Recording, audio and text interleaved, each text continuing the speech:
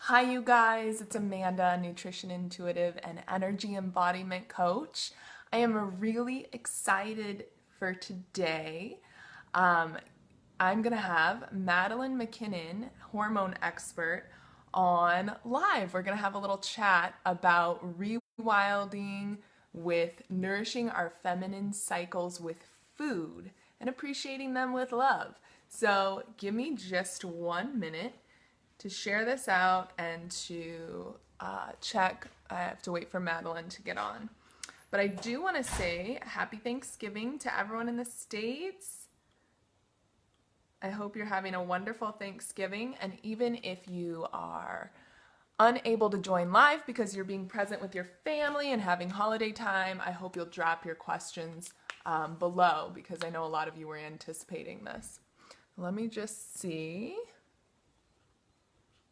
First of all, Madeline, I think I see you. Let me just look.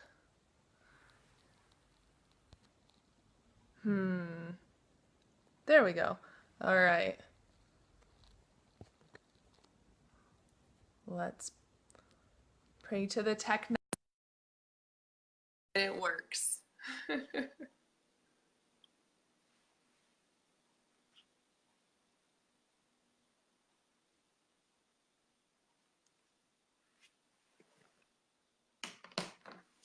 It says adding, adding, adding.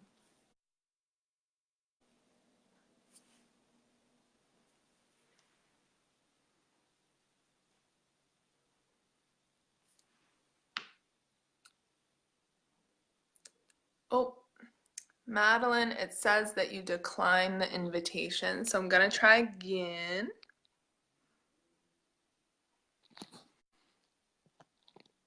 And let me know as you guys are jumping on that you can hear and see me okay. Is kosher there? Nope, it said you declined. So try again. There should be like a little button to accept.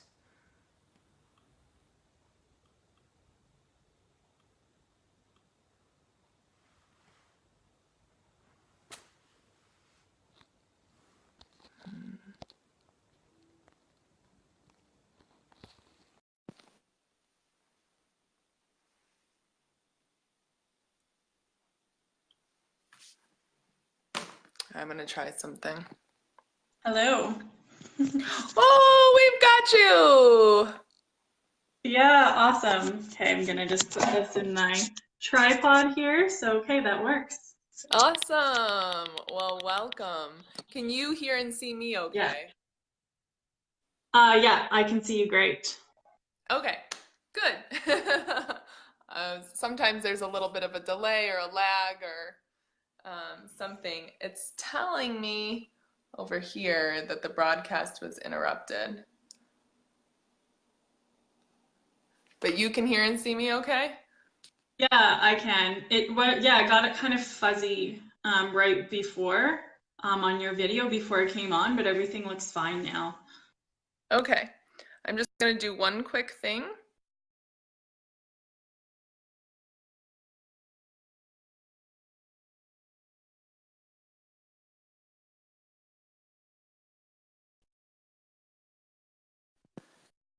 Maybe that'll make our connection a little stronger. So now that we got the tech out of the way, thanks so much for joining me today. Appreciate you coming on and spending some time with us. Yeah, thanks for having me. Yeah, you're so welcome. So for those joining, definitely let us know you're joining in the comments below or say replay love. I met Madeline at the Light Cellar, a really cool superfood store in Calgary. And we're into similar things. So she's provided a lot of value for folks around her by helping women sync their cycles, eat for their cycles, nourish their feminine cycles in ways with food, but in a lot of other ways too, right? So for those that don't know me, I'm Amanda Heisman. I'm a nutrition intuitive and energy embodiment coach, and I help people eat more intuitively and eat for energy. I can also channel the needs of the nourishment body. And I love talking about moving away from the energy of diet and restriction and into the energy of nourishment, and just really kind of bathing there and knowing that it's our birthright to be well nourished. And it doesn't have to be a big struggle to nourish ourselves, or it doesn't have to be a big to do to eat, right? To have this relationship with food. So I'm in full belief that nourishment, the energy of nourishment is sacred, it's beautiful, it's pleasurable, it's divine even. So that's kind of a little bit about me and my work. But Madeline, would you like to introduce yourself a little bit? Yeah, for sure. So, I'm a trained certified nutritionist, Hmm. and I've been studying women's health and specializing it for the last 5 years. I'm really passionate about women's health because there's just so much out there that we're not taught that I think we need to be taught about our health. Like women are can be very, yeah, the problem is a lot of the time when someone has a menstrual health issue, they end up going to the doctor and then maybe getting prescribed the pill or sometimes Yep. an antidepressant, but they're really not taught about their body. And there's some really amazing wisdom that they can learn, and they can actually heal their bodies, heal their menstrual issues using nutrition, lifestyle, using protocols, using herbs. It can be such an important tool for utilizing that. So I work with a lot of women on teaching them how to eat for their menstrual cycles, to reduce cramping, to reduce PMS. I work with fertility, PCOS, a lot of different women's health issues. I work with adrenal fatigue and even women going through menopause. Hmm. So I'm really, yeah, passionate about that, and been just diving into that world for the last 5 years, and I love it. So great. Awesome. That's awesome. We've been in Mhm. business the same amount of time, 5 years. So I titled this video Rewilding by Nourishing Our Feminine Cycles with Food and Appreciating Them with Love, because that's kind of how I like sum up what you just said. I mean, I was never taught, like a lot of us as a teenager, I was just taught my period comes each month and you do what you can to make yourself comfortable during it. And that was about it, right? Mhm. And that's how you have a baby. Like there wasn't a lot of Yeah. information out there. There wasn't a lot of teaching. I know some mother-daughter relationships have like a little more, like maybe do like a little coming of age ceremony or something, but I wasn't taught a lot, and I know still there's not a lot of information out there. And probably till I reached 30 did I really start to dive into my cycles as a woman and what that really meant for me and my unique body. So I'm just recognizing and appreciating your work and taking it further with women. I think it's so needed in this day and age and time. Like physically, like it has an exponential effect for women physically, but in my opinion also emotionally and spiritually and mentally as we move forward in like a more holistic sense. Yeah. Yeah. Yeah, it's more than just physical. A lot when we can start to understand and work with our cycles. I think a lot of women feel like their cycles are just this liability that's holding them back. And I understand if you have really bad symptoms, like really bad cramping, that if you feel that way, but when we can start to know that we can be responsible for having a good menstrual cycle, but we can take it further and even use our menstrual cycle, the changes that we experience in our cycle, as a way to get more productivity. Some women will even use it for spiritual growth. And there's a lot of things going on with it. So I think it's just so important to spread the word on the power of our menstrual cycles and what it can do for us.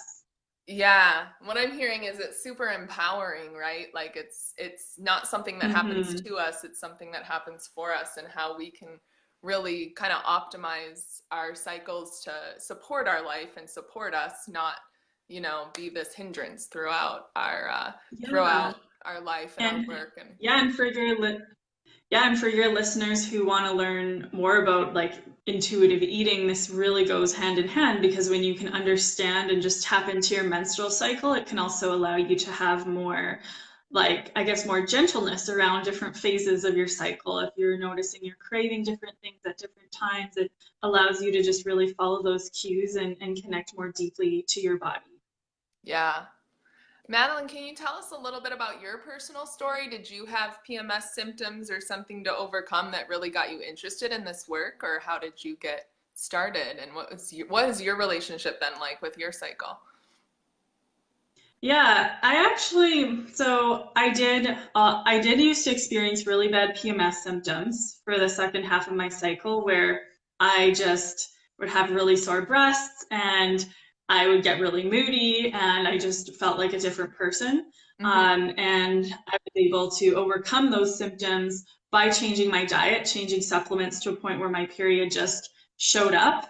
And that is really, I find that really empowering for me because now I can control my symptoms, with food and nutrition. So I'm really passionate about that. But I actually was really lucky to get exposed to awareness around the menstrual cycle at a pretty young age. I think I started since I got into this holistic world very young, like in my teens.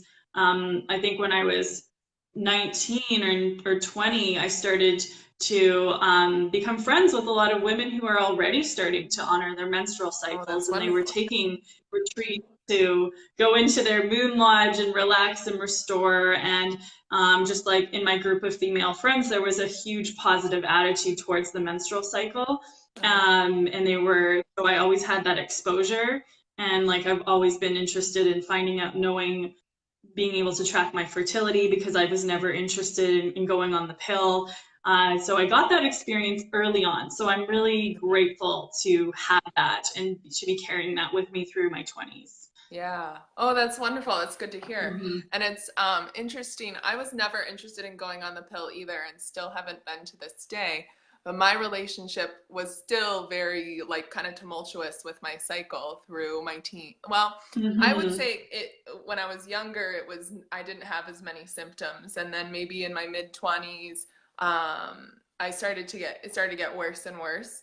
And then around 30, I changed my diet in such a way that I like you like didn't experience many symptoms, and then the last couple years I've started to have symptoms again, and so I've really been kind of diving deep into this like our feminine cycles and how to nourish them and how it changes, like our body changes over time. Like we think about the big changes like Mm-hmm. puberty and menopause, but there's a lot of like smaller changes that happen over the course of our lives, right? Mm-hmm. Yeah, definitely. It's really normal to have experiences where you start getting certain symptoms and then they go away and then you get something totally different. And yeah, I think that all of these things, when we can look at it with an empowered viewpoint, we just need to look at these symptoms as cues of like, what is our body telling us and how can we read these symptoms and use Absolutely. those for Kind of the same way I information. Yeah. talk about cravings is like just our body trying to tell us things. These symptoms is our body trying to tell us things. And I kind of just accepted early on, like cramps and bloating and things like that as normal and just extreme pain or fatigue. And while I think it's important to rest and honor ourselves during during our menstrual phase, I was really like kind of raging against my cycle, just putting a lot of like, over the counters in my body. And then I was in corporate America for a long time. So just trying to continue pushing and doing and doing and doing. And so I think a set for myself, I think people can relate to just trying to like buck up and get through it rather than really Mm-hmm. honoring, right? Honoring that sense and listening to our body and kind of delving to the root instead of just kind of putting on a pretty face Yeah. and kind of white knuckling through things there. But Mm-hmm. I'd love to get into it a little more as far as how do you feel about giving us just like a brief um, overview of like the phases, like because I really think this is information not a lot of people think about very often, like even what the menstruation to follicular to ovulation to luteal phase are, and maybe like your top two foods for each phase or something like that. Mm-hmm. Yeah, for sure. Yeah, so your menstrual cycle, it really the length of your menstrual cycle really varies for each woman. The typical average is 28 days, but it can really range between 21 to 35 days Mhm. is what it should be at. If it's more than 35 days, I would kind of want to look at that because that can be a sign that you're not ovulating. Because really, what is driving your menstrual cycle is ovulation. It's not just you're getting your period. Ovulation is kind of that main peak event that's Mhm. happening. And it's your personal creative cycle that's going on in your body. And it is for reproduction, but you can also utilize it for other creative projects. And I'll explain to you how you can do that too.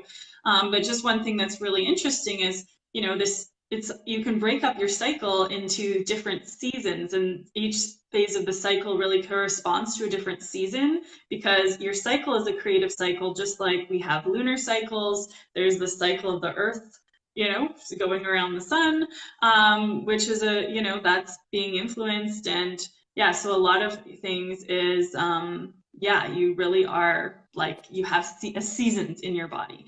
Yeah. So the cycle starts with menstruation. When you get your period, that's the easiest phase of the cycle to know that you're in because usually that is you're bleeding. Mhm. And this is like the winter. The season of this is your inner winter. Your inner So this is yeah, your inner winter time, and your brain chemistry changes as you go through the menstrual cycle. So when you're in your menstrual phase, all of your hormone levels have dropped, like your estrogen and your progesterone, your testosterone, everything is very, very low.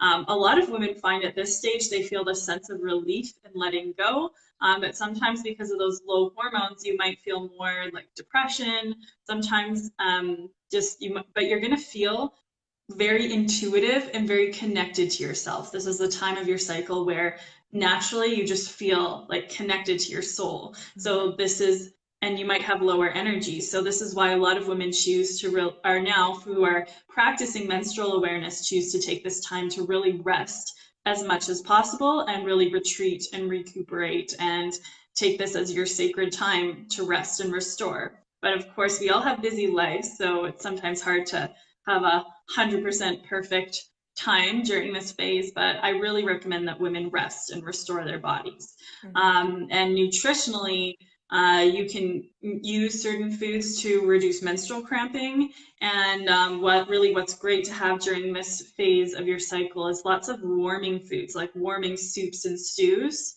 instead of having cold foods, because having those warming foods helps you relax the uterus and reduces cramping.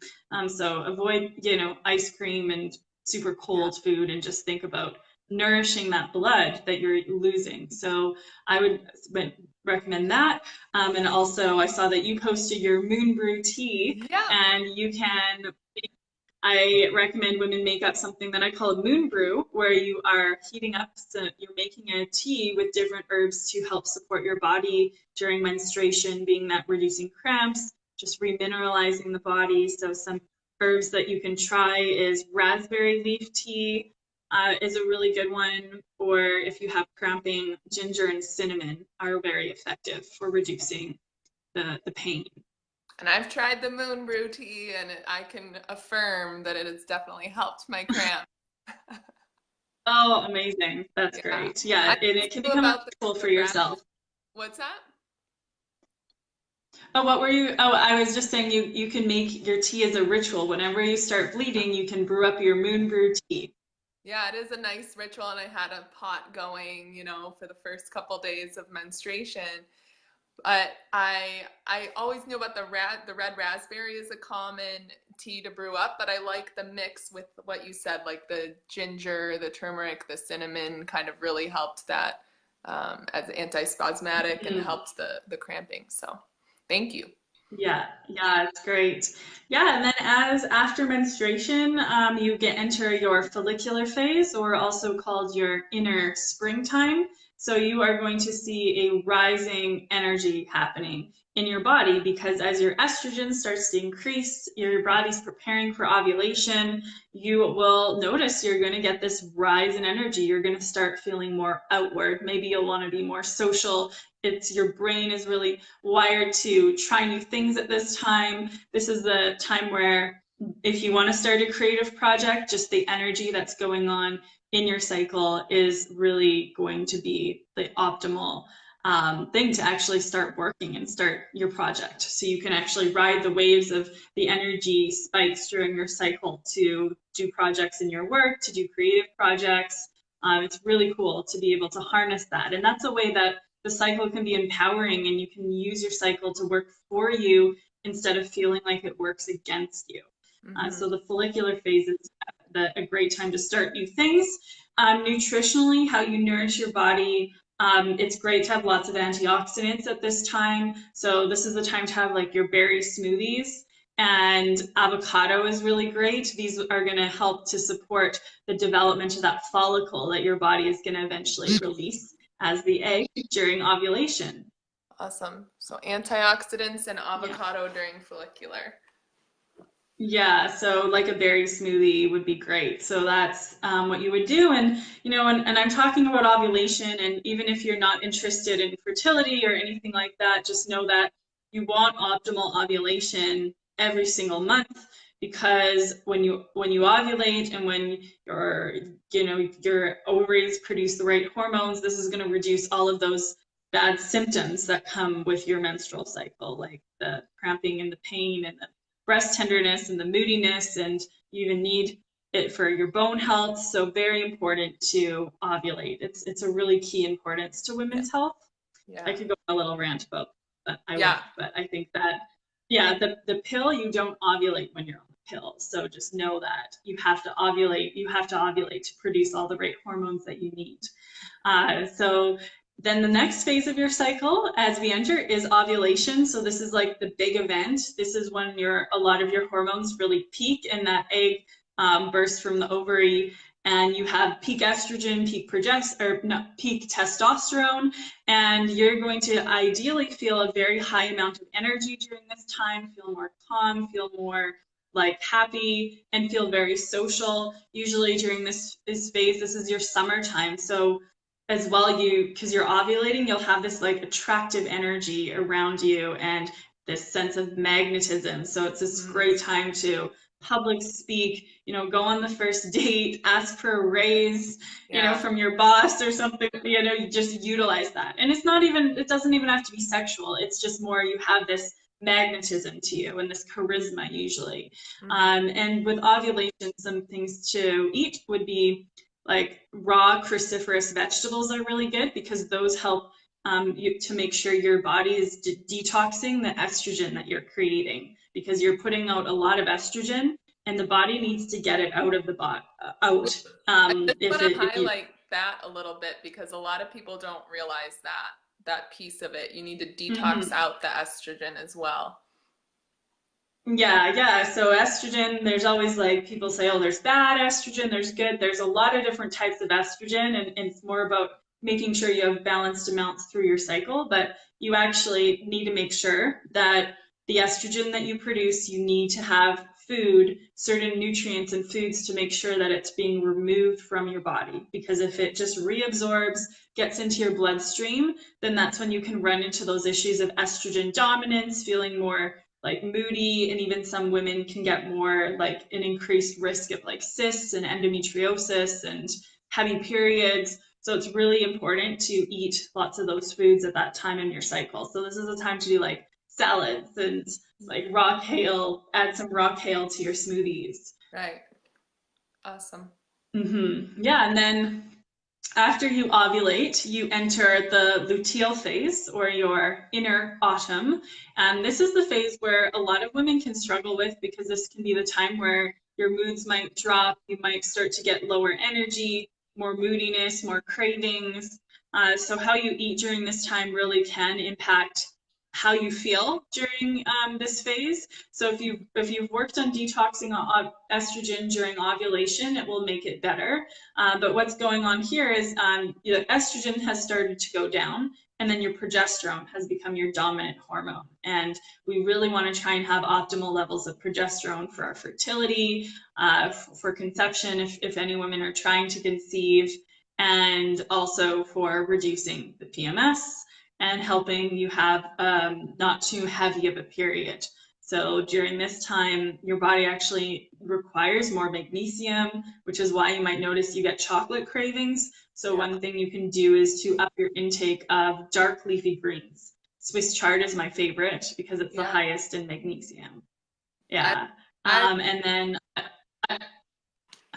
no, I really like root vegetables. Oh, go ahead. Vegetables. Well, I was just saying, I just made your root veggie and Swiss chard on top poutine, which with the tahini dressing. Mm-hmm. Oh, awesome. It's so delicious. Yeah. Yeah. It's like the ultimate comfort food. Yeah, it's delicious. So root veggies are great because they give your body carbs, but then they don't give your body like too many carbs, because your body needs like a kind of balanced amount during this phase, because if you have too much sugar, then your blood sugar might spike more because your body's more insulin resistant. So then you might get more like just up and down moods. But at the same time, your body does just need more carbs. So I love root veggies because they give you carbs, but they have lots of fiber in them and lots of antioxidants. So getting into the ritual of just making yourself a really delicious like root veggie roast whenever you enter this phase in your cycle. And some women may be wondering like what would be some like how to tell you're in this phase. So if you're tracking for ovulation, the cues that you would notice typically are like when you're ovulating, it would be more of that raw egg white cervical mucus that you notice. And then if you track your cycle, you can actually see a temperature rise during the luteal phase to know 100%. And once you get that temperature rise, technically you're not fertile anymore at that phase. You cannot get pregnant once you see that. So a lot of women use that as a way of birth control too. Okay. Mm-hmm. Wow, so that was a lot of information, but I appreciate the kind of like the crash course there in our 4 phases, and I love the way you compare them. It's easy to think about your seasons, right? Your winter, spring, summer, fall, in the sense of when I'm feeling what way and how it's going to help me, when it's a good time to do presentations and when it's a good time to go more inward and things like that. And yeah, I also love that you hit on like creativity, in the sense that like when I see if we think about the chakra system and working with the energy bodies, the sacral chakra, where our womb is the seat of creativity. So I kind of think of it in a sense of, okay, if I'm not creating a baby right now, what am I bringing to the world, right? What do I want to create in this world? Like whether that's, a dance or a song or a creative business project or something like that. It's a great time to harness that creativity that's not being used to make a baby, right? So yeah, I love that. So I'm looking at the comments here. Hi Brenda, hi Melanie, hi Connie. Do you guys have any questions? She's saying we're widely filling the screen, so we're just gonna roll with it. Brenda, you might see more of my teeth than you wanted to, but I'm not sure what's going on there. But you can hear us okay, right? I don't see any questions in the comments here, but there were a couple on the moon brew post. Do you have a couple minutes for a couple questions? For sure, yeah. One of the questions was like about menopause hacks, and if the moon brew is good for menopause and what, like, I don't know if you just want to say a couple words about that more crone cycle for women and going through menopause and perimenopause. Yeah, so this eating for your cycle method, what you can just utilize this when you're going through perimenopause, and if you don't have your